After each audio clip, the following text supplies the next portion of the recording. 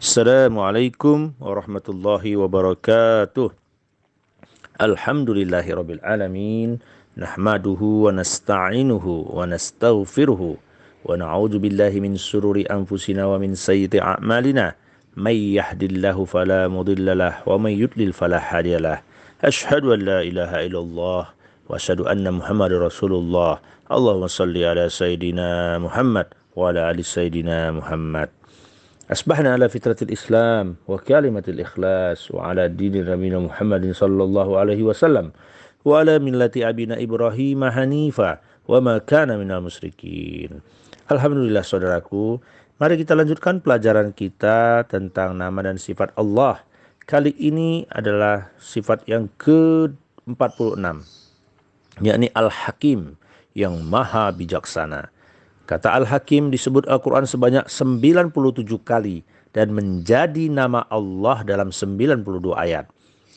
Kata Al-Hakim berasal dari kata hakama yang berarti al-man'u atau mencegah. Imam Al-Zawhari memaknai Al-Hakim sebagai al-alim dan al-hukmu sebagai ilmu dan pemahaman. Allah Al-Hakim adalah zat yang memiliki hikmah kebijaksanaan dalam semua perbuatannya, baik terkait dengan penciptaan alam dan isinya maupun penetapan syariat.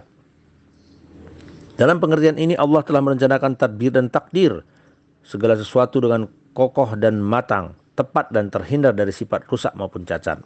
Allah juga mengatur semua ucapan dan tindakannya. Karena ketelitiannya tidak ada kesalahan dalam pengaturan dan ketentuannya. Tak ada kekurangan pada penciptaannya. Hal ini ditegaskan dalam firman-Nya Quran surat As-Sajdah ayat 7 yang artinya yang membuat segala sesuatu yang Dia ciptakan sebaik-baiknya dan yang memulai penciptaan manusia dari tanah. Imam At-Tabatabai menafsirkan Al-Hakim sebagai yang memiliki hikmah. Hikmah sendiri merupakan gambaran dari pengetahuan mengenai sesuatu yang paling utama. Hikmah juga diartikan sebagai sesuatu bila diperhatikan atau digunakan akan menghalangi terjadinya kemudaratan atau kesulitan yang lebih besar atau mendatangkan kemaslahatan dan kemudahan yang lebih besar. Sebagai ulama memaknai Al-Hakim sebagai Dia yang melerai dan memutuskan kebenaran dari kebatilan, yang menetapkan siapa yang taat dan siapa yang durhaka, serta yang memberi balasan setimpal bagi setiap usaha yang kesemuanya berdasarkan ketetapan yang ditetapkan. Ayat demi Al-Quran yang penuh hikmah, Quran surat Yasin ayat 2 menjelaskan bahwa Al-Quran disifati dengan Al-Hakim karena hikmah yang dikandungnya. Al-Quran juga mengandung berbagai hakikat, segala makrifat dan pengetahuan, serta semua cabangnya berupa syariat, pengajaran dan keteladanan.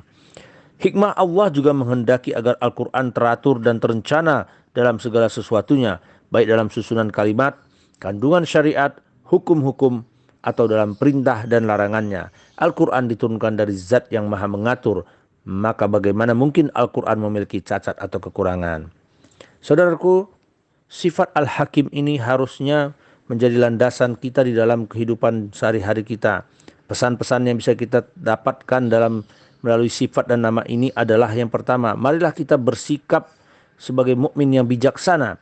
Bijaksana merupakan suatu sikap yang dilandasi oleh kejernihan hati, kejernihan pikiran, dan kedalaman ilmu. Orang yang bijaksana dalam menyikapi hidupnya pasti mengetahui betul apa yang harus dilakukannya dan apa yang tidak boleh dilakukannya.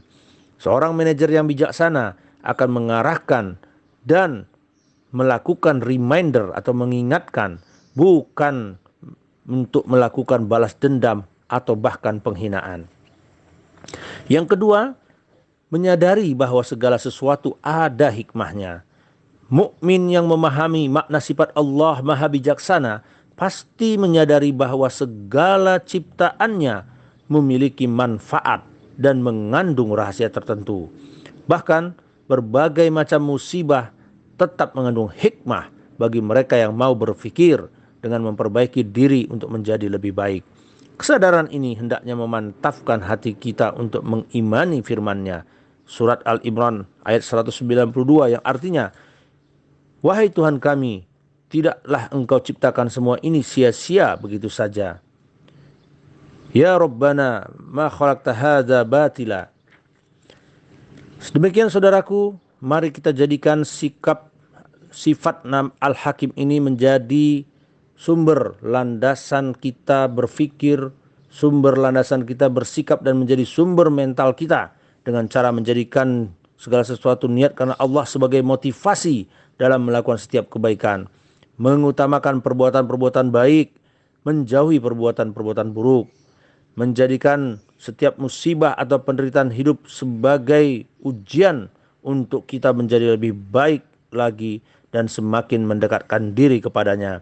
Lebih banyak beribadah daripada berleha-leha, lebih banyak bekerja daripada bercanda dan berbicara, senantiasa mensyukuri atas segala nikmat yang diberikannya, dan lebih takut kepada Allah daripada takut kepada manusia dan makhluk lainnya, sehingga kita bisa menjadi manusia yang bijaksana dalam kehidupan sehari-hari.